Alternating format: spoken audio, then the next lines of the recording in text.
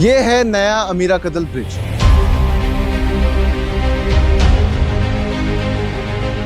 ये एक फुटब्रिज है और शहर श्रीनगर में इस तर्ज का तीसरा ऐसा ब्रिज बनाया गया है।